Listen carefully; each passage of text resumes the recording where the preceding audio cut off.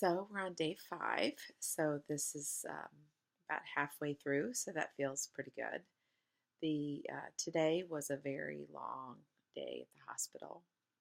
We spent the morning with Case going under anesthesia for procedures, bronchoscopy, MRI of the brain and total spine, and an ABR of his hearing. And then the afternoon getting his Elaprase infusion. So getting to the hospital pretty early this morning, and then him having to go under anesthesia. It's hard because he had not had mask anesthesia for about 6 months or so.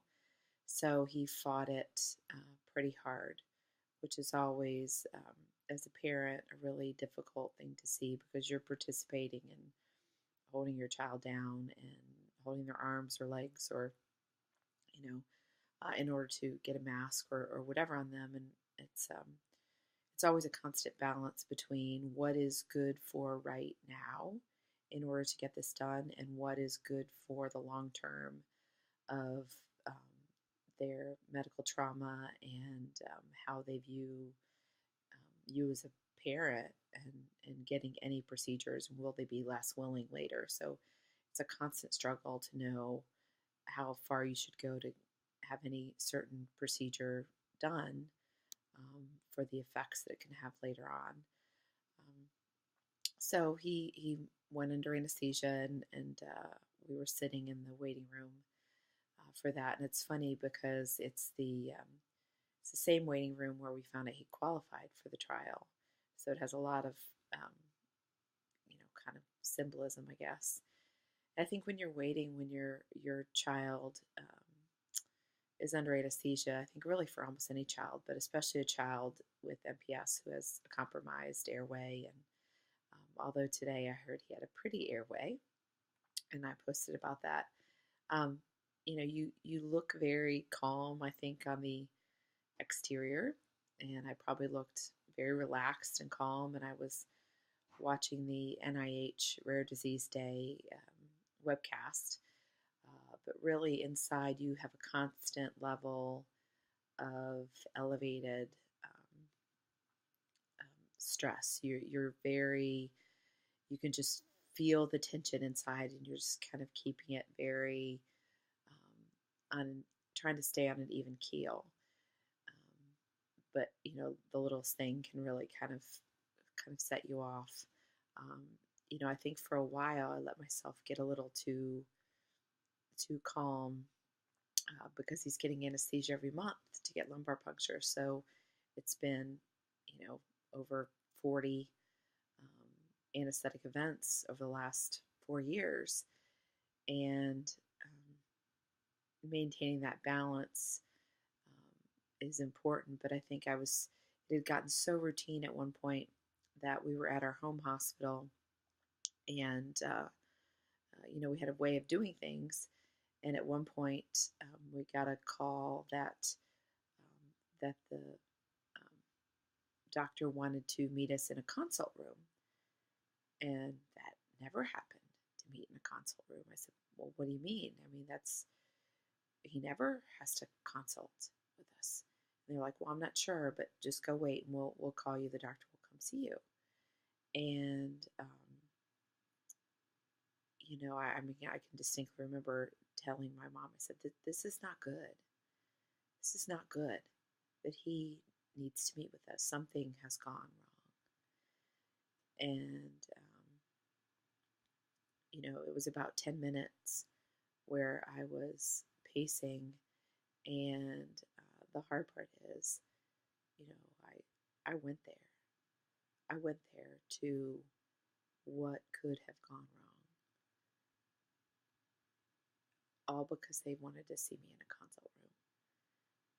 And after about 10 minutes, I'm in the hallway, and I see the team wheeling him by.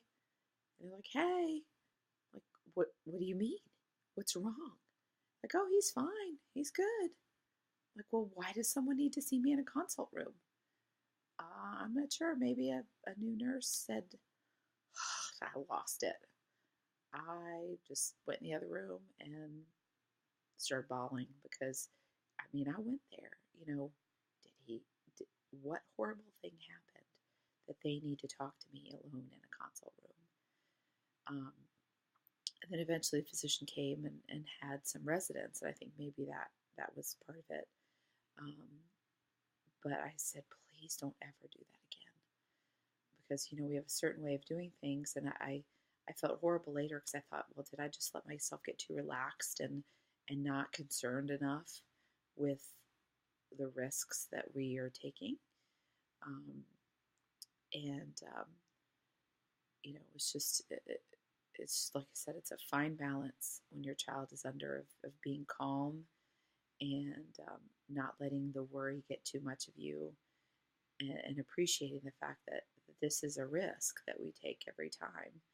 Um, when Case finally woke up from anesthesia, I wrote about this earlier. He, every once in a while, he has a good one, but he's usually kind of cranky. And the best thing I have to do is just ignore him, frankly. If I ask him or engage him, he just gets more and more wound up and upset. So just see if he needs anything. And I just kind of sit there and wait for him to, it takes about 30, 45 minutes before things start to get, back to normal. But he's pretty cranky.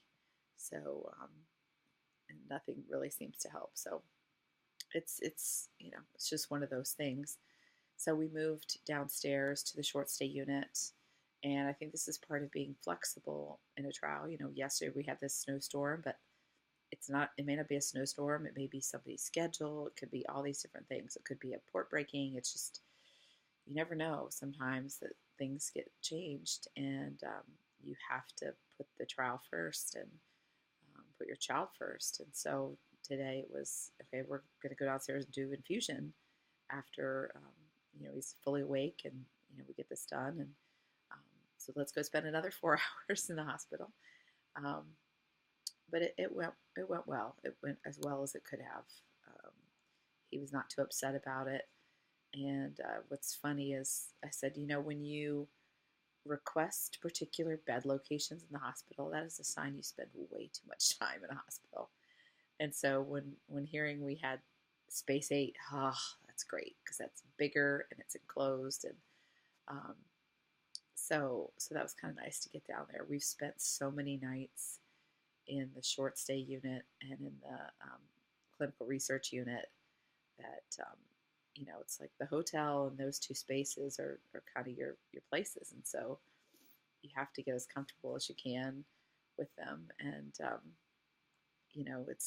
it's not a big deal to spend 4 hours on there because we're now back there next week overnight after his dosing for PK blood draws for 36 hours. So this is really nothing, frankly, compared to the earlier trial. So in the phase 1/2 trial, initially we were gone from home 9 days a month. And, because at that time you don't know if a drug is safe or you have to do a lot more in terms of monitoring. And so for the first 7 months, which was the trial and kind of the ending of that, we were gone from home 9 days a month. And that was someone with me, someone with my other kids. And somebody said once, how in the world did you do that? You do what you have to do. I mean, being gone now 4 days a month, you do what you have to do for your child. But it's, people have to recognize that that's really trying, and that's really hard, and it's hard on your family. But, so at this point, this is easy, being gone for 11 days once a year, and then going to our home hospital. So tomorrow we have a day off, and or we have a couple days off. And this is great because Case has been motivated this whole time by getting to a swimming. So we have a place that we go, an aquatic center nearby that has an indoor warm water therapy pool that we can go to. And that's another thing that's so important for families and trials, to be able to connect with each other, because a lot of times the only way we know about a lot of these places is from other families. And when you have kids that have a very particular set of needs and tolerances, knowing about which hotels have big handicap bathrooms, or I mean, which restaurants have big handicap bathrooms, and where you can find a warm therapy pool in the middle of winter is a big deal. So he's very excited about that. So that is really our big plan for tomorrow, and maybe the next day as well. I don't know. So it's late, and he fell asleep early today because he was just exhausted from all the procedures today. So he took it easy and fell asleep, and I should too.